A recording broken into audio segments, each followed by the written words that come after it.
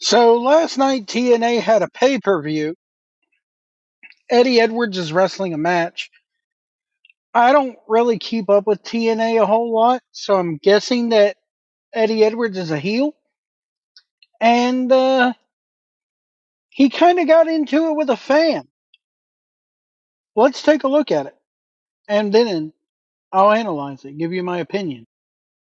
Tag team titles back home. And no surprise, Edwards not making any friends anywhere the system goes.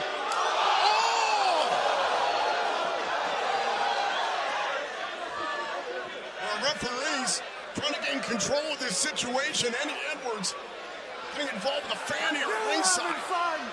I gotta tell you, I've been going to wrestling shows for many years. And I look at it this way. Should you ever lay your hand on a talent? No. In turn, Eddie Edwards should not slap the guy. We don't live in the 1980s and even early 90s anymore, or mid 90s anymore, where when fans come in the ring, we beat the crap out of them. This guy has a lawsuit on his hands. If he really wanted to, he could sue TNA. And I'm guessing right now, with the way things are in this country, we probably should. Because the judge is going to take one look at that tape, or any jury will take one look at that tape and go, the wrestler started it. It's one thing to jaw jack with a guy and tear up a sign that maybe cost you 50 cents to make. That can of Coke or bottle of water, whatever it was in his hand, probably set that guy back $4 or $5 nowadays. And what's crazy is you jaw jack with a fan and go do something, and then you're actually shocked when the fan has the balls to do something. Not only that, Eddie Edwards, when he smacked the guy took the damn shit like a champ and smiled at him. So what did Eddie Edwards do when he realized the guy no-sold it? He got into it even deeper and he pushed the guy down back into his seat. Now again, this is not the 90s, this is not the 80s where, oh, if a fan lays his hand on you, you better beat the crap out of him. We got to make it look real. Everybody watching TNA's in on the con. Come on. It's the same audience that watches AEW.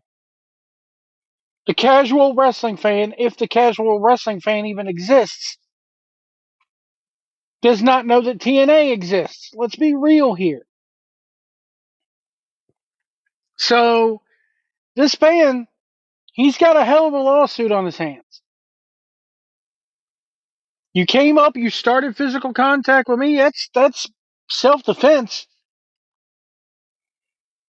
Technically, that is self-defense. Yes, for those who don't know, we have a self-defense law in this country. You come and lay your hands on me, I have to defend myself. Then again, you could argue that when you buy a ticket to a wrestling show, you agree to abide by the terms and conditions of that show, which include don't lay your hands on the wrestlers. Don't jump the rail. This guy didn't jump the rail. It's a very sticky situation. And I don't know how this is going to turn out. They say the fan was let out and exited out of the building and had the police called on him. But I don't think it's going to get anywhere because Eddie Edwards started it. Yes, you're playing a heel. Yes, you're doing that. But it's one thing to jaw jack against the fans and go, y'all won't do shit. Y'all won't do shit. It's another thing to walk up to somebody, put your hands on them and their property, swat something out of this person's hand, and then not expect them to retaliate.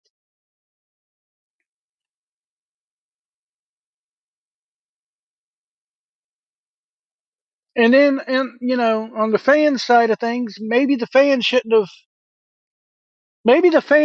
have put his hands on him.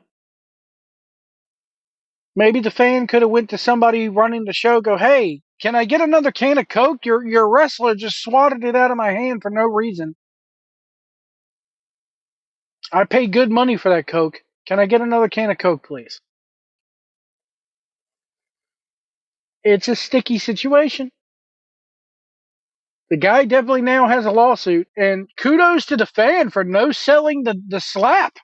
Eddie Edwards smacked the shit out of him.